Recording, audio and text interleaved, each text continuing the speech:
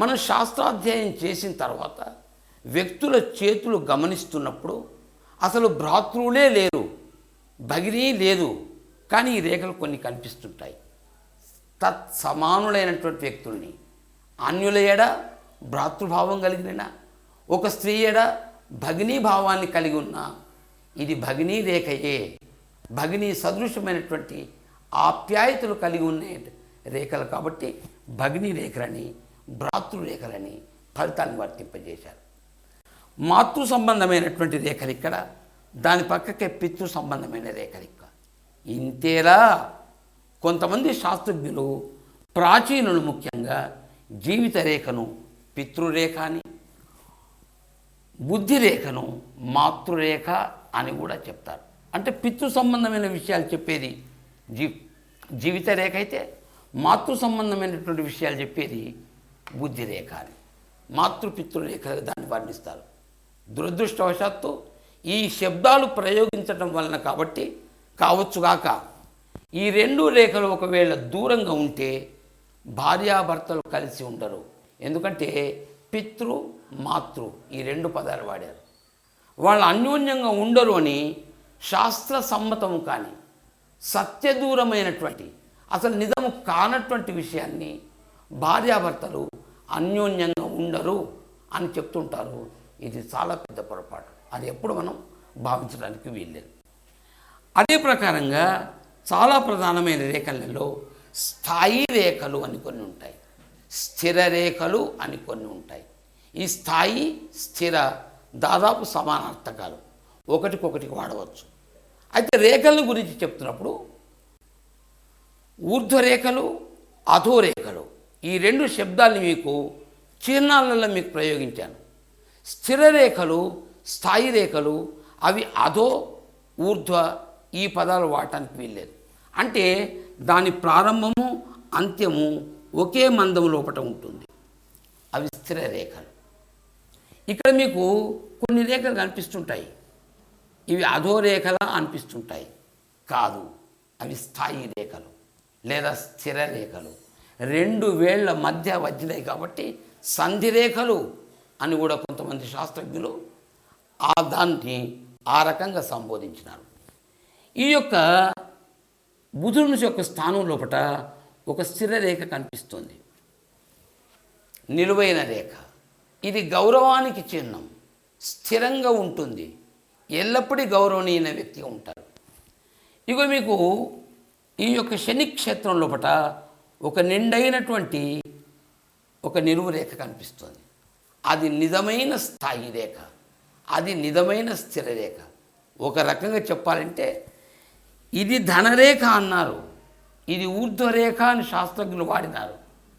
ఇది ఊర్ధ్వరేఖ అయినప్పటికీ నిజమైన భాగ్యరేఖ, ఒకరికి చెయ్యి జాపకుండా జీవించి ఉండేటువంటి రేఖ ఇది మాత్రమే.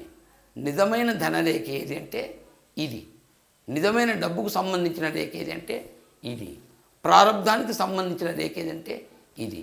కాబట్టి ఇది మరి దీన్ని ఊర్ధ్వరేఖ, ప్రారంధ రేఖ, ధనరేఖ అన్న పదాలు వాడినాం కదా, దీనికి సహాయంగా ఉంటుంది. అంటే ఇక్కడ ప్రారంభింపబడి నిటారుగా వెళుతూ శనిక్షేత్రంలో ముగియాలి, అది భాగ్యరేఖ. ఇక్కడి నుంచే బయలుదేరాలని కాదు, ఇక్కడి నుంచి కూడా బయలుదేరవచ్చు. దాని బయలుదేరే స్థానాన్ని మాత్రం ప్రామాణికంగా తీసుకోకూడదు, దాని ముగింపునే ప్రామాణికంగా తీసుకోవాలి. ఇక్కడ ప్రారంభింపబడి ఇక్కడ ముగిసిన, ఇక్కడ ప్రారంభింపబడి ఇక్కడ ముగిసిన, ఇక్కడ ప్రారంభింపబడి ఇక్కడ ముగిసిన, జీవిత రేఖ నుంచి ప్రారంభింపబడి ఇక్కడ ముగిసిన, అవన్నీ ధనరేఖలే, అవన్నీ ప్రారంధ రేఖలే. అంటే ఆ రకమైన ధన సంపత్తులు, ఆ యొక్క మార్గం ద్వారా ధనాన్ని సమకూర్చే రేఖలు ధనరేఖలు. కానీ అవి సహాయకారిగా ఉంటాయి, ధనాన్ని ఇతోధికంగా చేయటానికి అవి ఉపయోగపడతాయి. కానీ నిజమైన ధనరేఖ, చేయి దాపకుండా జీవించేటువంటి రేఖ ఏదంటే ఇది ధనరేఖ. ఇక్కడ ఉండాలి. ఇక్కడ ఈ రేఖ, ఈ రేఖ రెండు పక్క పక్కలకు కూడా ఉంటాయి. చాలా ధనికులు అవుతారు. శ్రమ ద్వారా పిత్రార్జితం ద్వారా, స్వయం పరిశ్రమ ద్వారా ఇక్కడి నుంచి బయలుదేరి ఇక్కడికి చేరింది. ఇది ధనరేఖే, నిజమైన ధనరేఖ ఇది కూడా మీకు. మరొకటి చూడండి, మీరు ఇక్కడికి రండి. ఇది నిజమైనటువంటి సూర్యరేఖ, ఇది నిజమైనటువంటి రవిరేఖ, ఇది నిజమైనటువంటి భానురేఖ, కీర్తి ప్రతిష్టలకు సంబంధించిన రేఖ. మరి ఈ రేఖ ఏమిటి? ఇది సహాయకారిగా ఉంటాయి. ఈ రేఖ ఇక్కడి నుంచి కాకుండా ఇక్కడి నుంచి ప్రారంభింపబడవచ్చు, ఇక్కడి నుంచి ప్రారంభింపబడవచ్చు, ఇక్కడి నుంచి ప్రారంభింపబడవచ్చు. బుధుని యొక్క క్షేత్రం నుంచి కూడా వచ్చేసి ఇక్కడ ప్రవేశించవచ్చు. ఆయా గ్రహ స్థానాల నుంచి రకరకాల కీర్తి రేఖలు వచ్చి ఇక్కడ పరిసమాప్తం అయితే మాత్రం అవన్నీ కూడా సూర్యరేఖలే, అవన్నీ కూడా భానురేఖలే. కానీ ఆ ద్వారా కీర్తి ప్రతిష్టలు వస్తుంటాయి. కానీ నిజమైన కీర్తి ప్రతిష్టల రేఖ, నిజమైన ఉద్యోగ రేఖ, నిజమైన రవిరేఖ ఇది. అంటే ఉద్యోగానికి ఇది చిహ్నం, చక్కని కీర్తికి ఇది చిహ్నం. ఇక్కడ ఎవరికైతే త్రిభుజం ఉంటుందో నిజంగా కూడా సేవా తత్పరతోని, సేవాభావంతో, సమర్పణ భావంతో వృత్తి ఉద్యోగాలు నిర్వహించే వ్యక్తిగా ఆ వ్యక్తులను భావిస్తారు. ఈ ఒక్క రేఖ చాలు జీవితాంతం అతన్ని సాధటానికి. అంటే వేతనము ద్వారా జీవితం గడవటానికి ఒక జీతం అంటూ వస్తుంది. దానిది డబ్బు రూపమే, ఇది డబ్బు రూపమే. ఇది మీకు వ్యాపార రేఖ బుధుల్లో ఉన్నది, వ్యాపారం ద్వారా కూడా డబ్బే. అంటే ప్రతి రేఖ డబ్బుకు చెప్తుంది. ఏ మార్గం ద్వారా, ఏ క్రియ ద్వారా, ఏ వృత్తి ద్వారా, ఏ వ్యవహారం ద్వారా, ఇవన్నీ చెప్పేటి ఆయా ప్రాంతాలలో ఆయా గ్రహాల్లో ఉండేటువంటి రేఖలు. ఆయా గ్రహాలలో ఒక నిడివిని కలిగి ఉండి హృదయ రేఖ వరకు వచ్చే రేఖలు స్థాయి రేఖలు లేదా స్థిర రేఖలు. అవే కావు, 2 వేళ్ల మధ్య నుంచి కిందికి వచ్చే రేఖలు కూడా స్థాయి రేఖలే, స్థిర రేఖలే. అంటే తర్జని మధ్యమ నుంచి అధోరేఖ, అది అధోరేఖ మాత్రం కాదు, అధోరేఖనా అనే భ్రాంతి కలుగుతుంది. న్యాయానికి స్థాయి రేఖ, స్థిర రేఖ.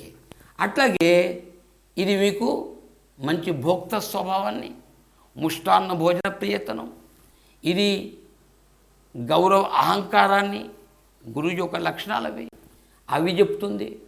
ఈ యొక్క మధ్యమ అనామిక మధ్య నుంచి అధోరేఖగా పయనిస్తున్నటువంటి ఈ రేఖ అధోరేఖ మాత్రం కాదండి, మళ్ళీ ఒకసారి చూడండి, అది స్థాయి రేఖ. దాన్ని విద్యారేఖ అంటాం. దీన్ని బట్టే చెప్పవచ్చు ఎంత విద్యావంతుడో. కానీ విచిత్రం ఏమిటంటే అక్షర జ్ఞానం లేని వ్యక్తులకు కూడా, సంతకం పెట్టలేని వ్యక్తులకు కూడా, ఏమాత్రం గంట నిలబడి మాట్లాడలేని వ్యక్తులకు కూడా ఇక్కడ మీకు విద్యారేఖ ఉంటుంది. ఇక్కడ విద్య అంటే విత్ టు నో, తెలిసిన వ్యక్తి.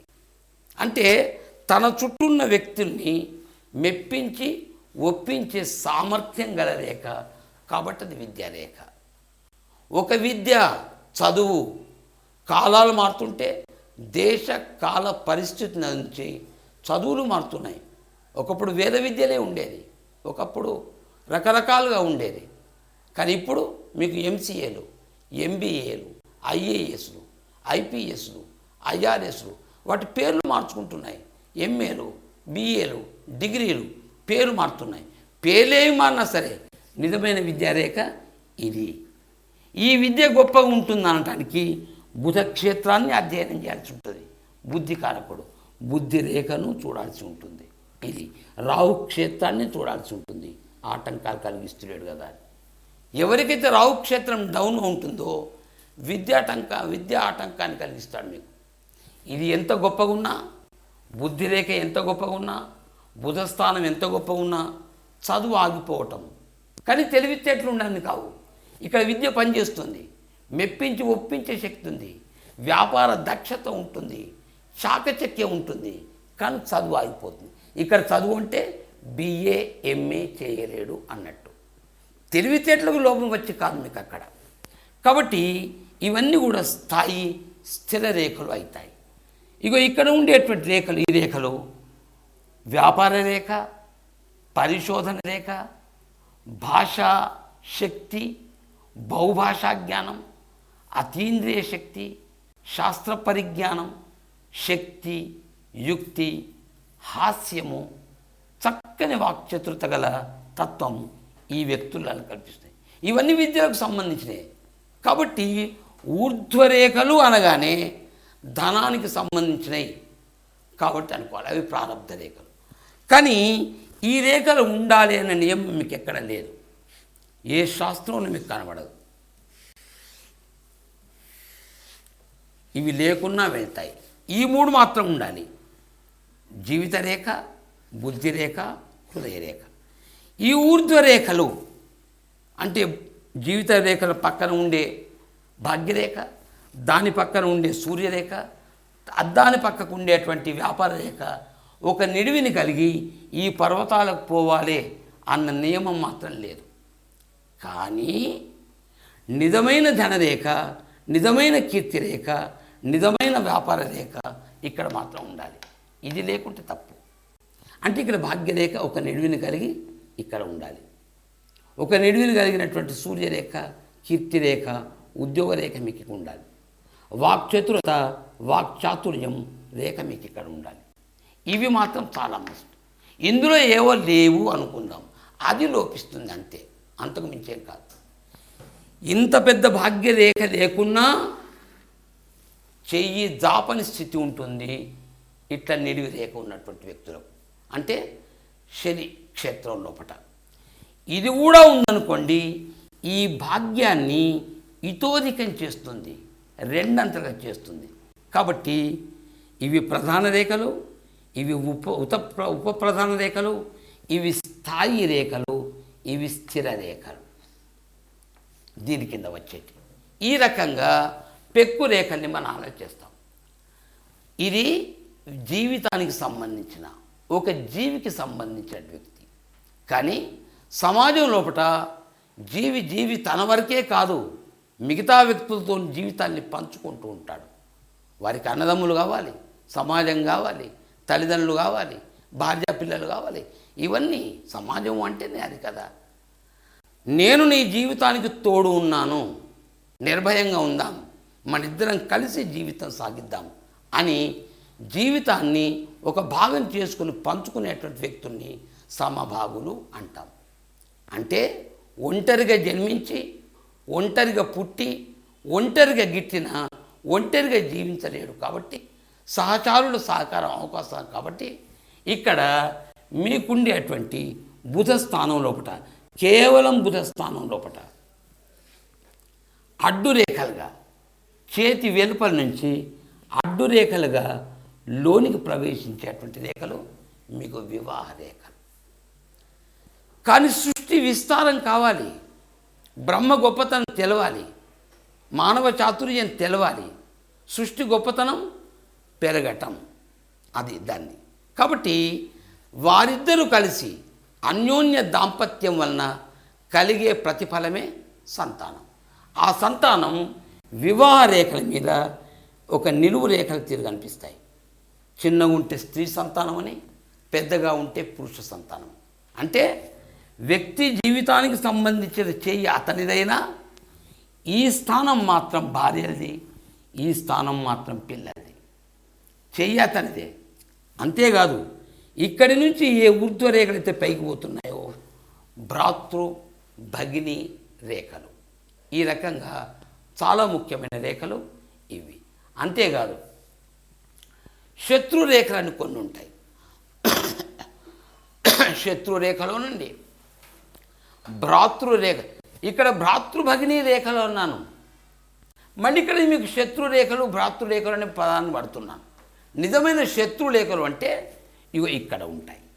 కుజక్షేత్రం లోపల అడ్డు రేఖలు లోపలికి ప్రవేశిస్తాయి. కుజ ప్రాంతంలో చేతి వెలుపల నుంచి అడ్డుగా కొంత దూరం వరకు వ్యాపించి ఉన్నటువంటి, కొంత దూరం జరిగి ఉన్నటువంటి వ్యక్తులుని శత్రురేఖలు అంటారు. వీటిని కొంతమంది కోర్టు రేఖలు అంటారు. కొంతమంది పోలీస్ స్టేషన్లు దర్శించేటువంటి రేఖలు అని కూడా అంటారు. కాబట్టి ఇక్కడ ఎవరికైతే రేఖలు ఉంటారో అటువంటి వాళ్ళకు శత్రువుల సంఖ్య ఉంటుంది. వాళ్ళు కోర్టులకు వెళ్తుంటారు, వాళ్ళు పోలీస్ స్టేషన్లకు వెళ్తుంటారు. కారణం ఏదైనా ఒక్కరోజు పోలీస్ స్టేషన్ తొంగి చూసినా, ఒక్కరోజు ఉన్నా, కారణం వలన పిలిపించినా ఈ రేఖ ఫలితం అని అనుకోవాలి తప్ప ఇక్కడ భ్రాతృరేఖ మాత్రం కావటానికి వీల్లేదు. ఇక్కడ భ్రాతృరేఖ అని కొంతమంది ఇక్కడ ఎందుకు పడిందంటే ఇట్లా అడ్డు రేఖలు ఎవరికైతే ఉంటాయో వాళ్ళకు భ్రాతృ విరోధం కూడా ఉంటుంది. కాబట్టి కొంతమంది పొరపాటున దాన్ని భ్రాతృరేఖలు అంటారు. కానీ చాలా పొరపాటు. ఇవి శత్రురేఖలు, భ్రాతృభగిని రేఖలు మీకు ఇక్కడ అవుతున్నాయి. ఏది అడ్డు రేఖల గురించి చెప్తున్నాం. అడ్డు రేఖలు నష్టాలు చేస్తాయని చెప్పిన, కానీ ఇవి నష్టాలు చేయటం కాదు, ఇవి ఉండాల్సిందే. ఇక్కడ లేవనుకోండి, నష్టం లేదు, కష్టం లేదు, ఏమీ లేదు, కోర్టు వ్యవహారాలు ఉన్నాయి. కానీ కోర్టుకు వెళ్ళిన వాళ్ళకి ఇటువంటి అడ్డు రేఖలు లేకుండా వెళ్తారు. ఎప్పుడు ఈ కుజక్షేత్రం చాలా ఉబ్బి ఉన్నప్పుడు, నిర్జీవంగా ఉన్నప్పుడు, సమున్నతంగా ఉన్నప్పుడు, పెచ్చరిల్లిపోయినప్పుడు వాళ్ళు కూడా 1-2 సార్లు కోర్టుకు వెళ్ళే అవకాశాలు ఉన్నాయి. ఈ రేఖలు కోర్టుకు తప్పక వెళ్ళటమే, అపజయాన్ని పొందటమే. దీని మీద నిలువు రేఖలు వచ్చినాయి అనుకోండి, కోర్టుకు వెళ్ళటమే, నిలువు రేఖ అభివృద్ధి చిహ్నం కాబట్టి ఫలితం జయం. ఇగో మనం ఒక్కొక్క రేఖను తీసుకుంటూ మీరు అట్లా వెళ్తూ ఉండాలి. ఇక మీరు మళ్ళీ కొద్దిగా కిందికి వస్తే మీకు ఇక్కడ మీకు అడ్డు రేఖలు కనిపిస్తుంటాయి. ఎక్కడ? చంద్రక్షేత్రం. ఈ కుజక్షేత్రాన్ని తీసేసినామంటే మనం ఈ భాగం అంతా కూడా మీకు ఇంతవరకు చంద్రక్షేత్రం. మధ్య భాగం లోపట అడ్డు రేఖలు కనిపిస్తుంటాయి. ఇవి యాత్రారేఖలు, ప్రయాణ రేఖలు అంటాం. కొంతమందికి చాలా చిన్న రేఖ ఉంటుంది, యాత్ర చేయాలి అన్న కోరికలు మాత్రమే. ఇంతేలా చేతి వెలుపల నుంచి రేఖ ఉంటుంది, రంగు మారి అరచేయి యొక్క ఆకారం మారి దాని కలర్ చేంజ్ అయిందంటే అందులోకి వచ్చి రానట్టు ఉంటుంది. అవి కోరికలు మాత్రమే, వెళ్ళే ప్రసక్తి లేదు. కొద్దిగా పెరిగిందనుకోండి దగ్గర యాత్రలకు వెళ్తారు, ఇంకా కొద్దిగా పెరిగిందనుకోండి దూరపు యాత్రలకు వెళ్తారు. 50% వెళ్ళింది అనుకోండి, 50% దాటింది అనుకోండి విదేశాలకు కూడా వెళ్తారు. ఇటువంటి వ్యక్తులు సముద్రయానం చేసేది. ఒకప్పుడు సముద్రంలో ప్రయాణం చేసినారు కాబట్టి సముద్రయానం అన్నారు. ఇవాళ రేపట్లో విమానాలలో వెళ్తున్నారు కాబట్టి ఏదైతే ఏమిటవి మీకు విదేశీయానం, సముద్రయానం, ఇట్లా రేఖలను వాళ్ళకు జలగండాలు అని కూడా కొంతమంది చెప్తుంటారు. అటువంటి అడ్డు రేఖలలో మీకు ఈ యొక్క చంద్రపండరలో చివర కూడా మీకు కనిపిస్తాయి. ఇవి దురభ్యాసాలకు సంబంధించినటువంటి రేఖలు. నేను అడ్డు రేఖల గురించి చెప్తూ వస్తున్నాను మీకు. అంటే అడ్డు రేఖలుగా ఉన్నాయి ఇవి మీకు భార్యారేఖ, శత్రురేఖ, యాత్రారేఖలు, దురభ్యాస రేఖలు. భార్యారేఖ మీద కనబడేటువంటి నిజమైనటువంటి నిలువుగా ఉన్నటువంటి ఊర్ధ్వరేఖలు, చిన్న ఊర్ధ్వరేఖలు మాత్రమే, అవి మాత్రమే సంతాన రేఖలు. కానీ విచిత్రం ఏమిటంటే సంతాన యోగ్యతను చెబుతున్నాయి.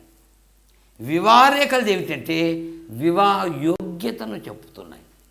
కానీ చాలామంది ఇక్కడ ఒక పెద్ద పొరపాటు ఏం చేస్తున్నారంటే ఇక్కడ 2 రేఖలు ఉంటే పాశ్చాత్యుల యొక్క ప్రభావంతో, పాశ్చాత్య గ్రంథాలు చదవటం వలన ఇక్కడ ఎన్ని అడ్డు రేఖలు ఉంటే అన్ని వివాహాలు అని ఆ శాస్త్రజ్ఞులు చెప్పారు. కాబట్టి అక్కడి దేశకాల పరిస్థితులు అటువంటివి. కాబట్టి ఒకప్పుడు మన దగ్గర కూడా ఉండేది కదా, రాజులో ఒక 4-5 వివాహం చేసుకున్నటువంటి ఉదాహరణలు మనం కథలలో చదువుతూ ఉంటాం. బహుభార్య యోగం అన్నట్టు వాళ్ళకు కొంత వర్తింపబడి ఉండవచ్చు కాక, కానీ దేశ కాల పరిస్థితులను బట్టి ప్రస్తుత కాలంలో ఉదీయమాన శాస్త్రాలలో, ప్రస్తుతం ఆధునిక శాస్త్రాలలో ఇక్కడ ఎన్ని రేఖలున్నా పెద్దగా ఉన్న రేఖ మాత్రమే మీకు భార్యారేఖ.